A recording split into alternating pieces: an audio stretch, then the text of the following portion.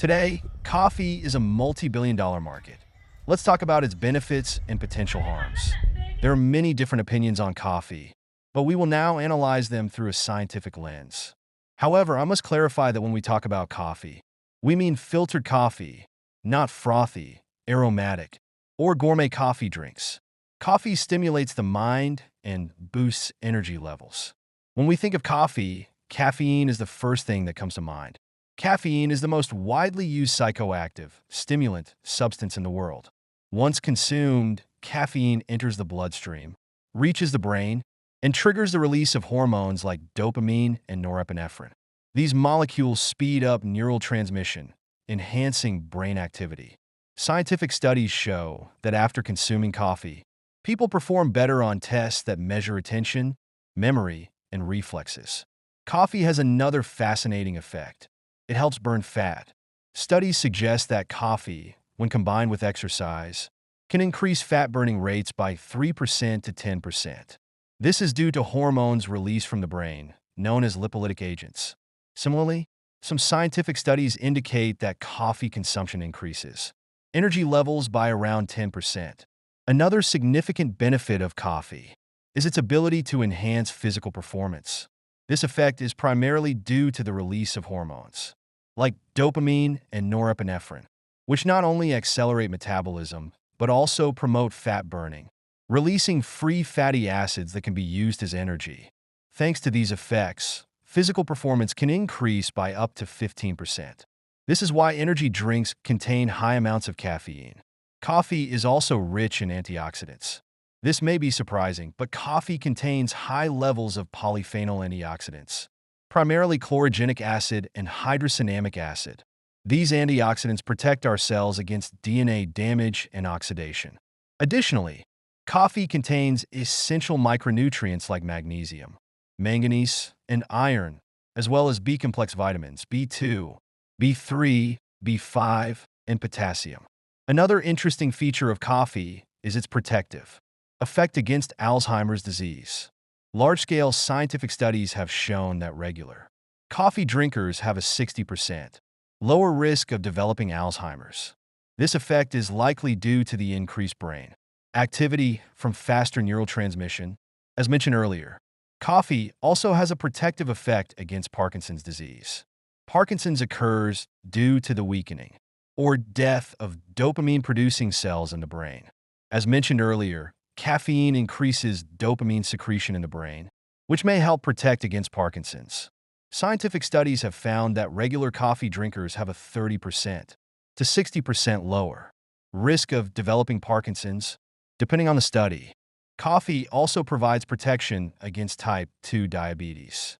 Studies have shown that regular coffee consumption reduces the risk of type 2 diabetes, with a large-scale study involving around 500,000 people showing that each cup of coffee consumed daily reduces the risk of diabetes by 7%. One of the best-known benefits of coffee is its protective effect on the liver. Numerous scientific studies have shown the positive effects of coffee on liver health. Although the mechanism is not fully understood, coffee has been found to prevent or reduce liver fat accumulation and protect against liver cirrhosis. A significant study showed that drinking 4 cups of coffee per day reduces the risk of liver cirrhosis by 80%. Finally, let's discuss coffee's impact on longevity. Numerous studies have shown that regular coffee consumption is significantly associated with increased life expectancy. One study found that regular coffee drinking reduces the risk of mortality by 20% in women and 26% in men. Another large-scale study over 20 years found that regular coffee drinkers with diabetes had a 30% lower risk of death. So far, we have talked about the positive effects of coffee. Does this miraculous beverage have any negative effects? Yes, it does. Let's review them now. One of the most notable effects of coffee is that it can cause anxiety in people who are not accustomed to it.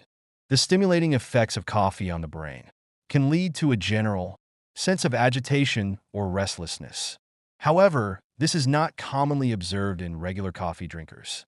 The most significant negative effect of coffee is that it can cause sleep disturbances.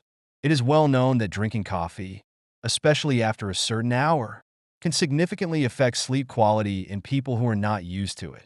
Another negative effect of coffee is that it can cause palpitations, due to its general stimulating effects and its ability to slightly increase heart rate.